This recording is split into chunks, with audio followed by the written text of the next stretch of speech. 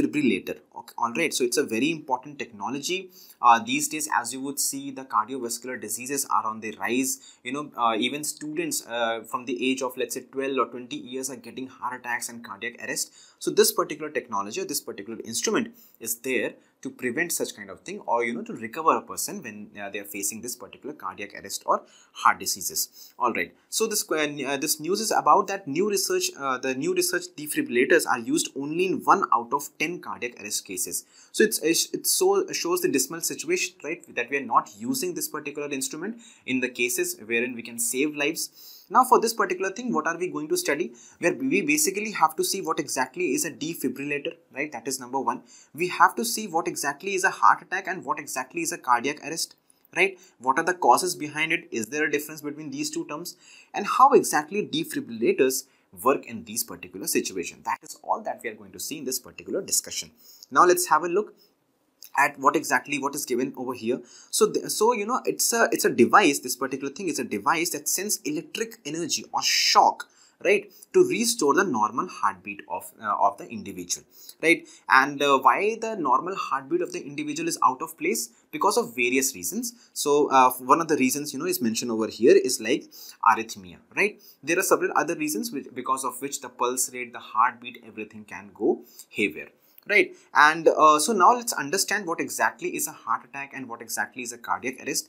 What we have to understand over here is that the basic difference is that in heart attack is a blood flow problem. It is a blood flow problem, right? What exactly does it mean?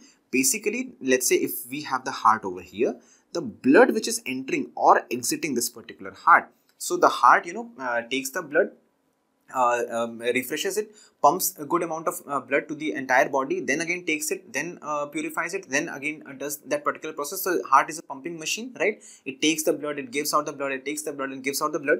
So this particular process, if this particular process is impacted, right, the blood flow is impacted, then that condition is known as heart attack. Okay, and what is cardiac arrest? It is the electrical problem. The pumping of the heart is destabilized, right? So basically it might pump faster, or it might pump slower, or it might pump without any rhythm, right? Some kind of random rhythm. Because of these particular things, slowly and gradually, or in some time, a person might even die, right? So these are this is the difference. This particular blood flow can be because of let's say there is a large amount of cholesterol. So as we see, large amount of cholesterol which is there in the blood vessels, like let's say this is the blood vessels, and because of the deposition of cholesterol, the diameter has shortened, and because of this the blood flow increases, and maybe sometimes it can even block. And if these arteries are blocked, then this particular becomes the blood flow problem, and then you will get the heart attack, right? So for what do we apply? There it is known as stent, right? That we apply to open up the blood vessels so that the blood can flow properly.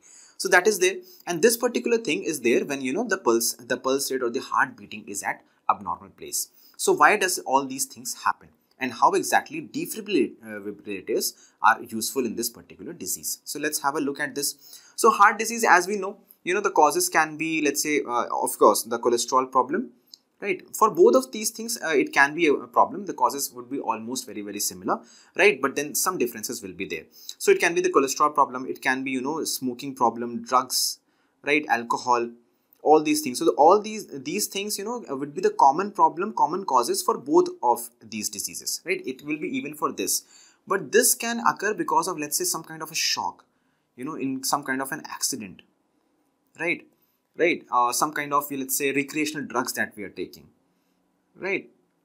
It can be because of this. So it can have various, or it can be even genetic. It can be even genetic also, right? So it can have several different cases because of which the physical condition of heart is destabilized, right? Now this is what we have understood in terms of the causes. This is very well known, right? Now let's have a look what exactly happens and how this particular device helps in cardiac arrest. So we have to understand this particular device is helping in cardiac arrest and not in heart attack. All right, number one.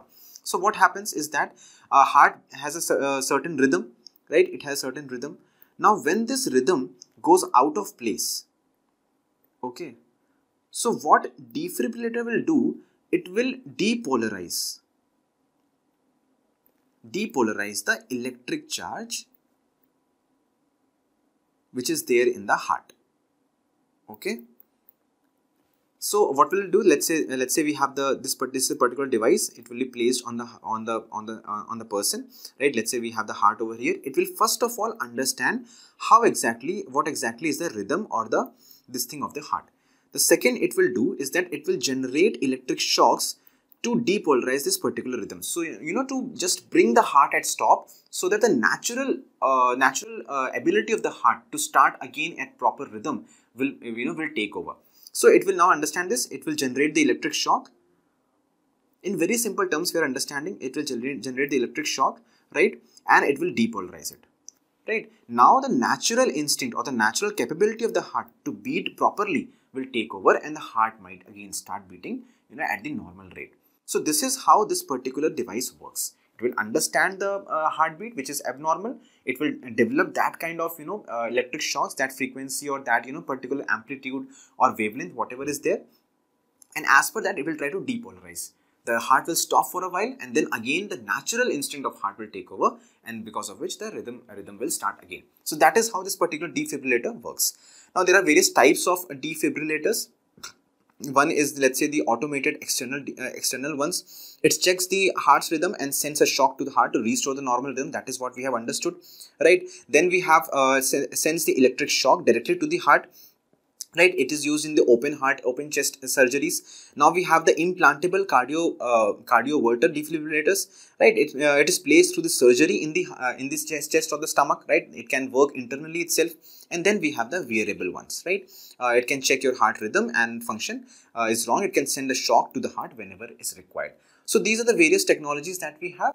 The simple concept is something that we have understood, how exactly this particular device works and what is the difference between these two things.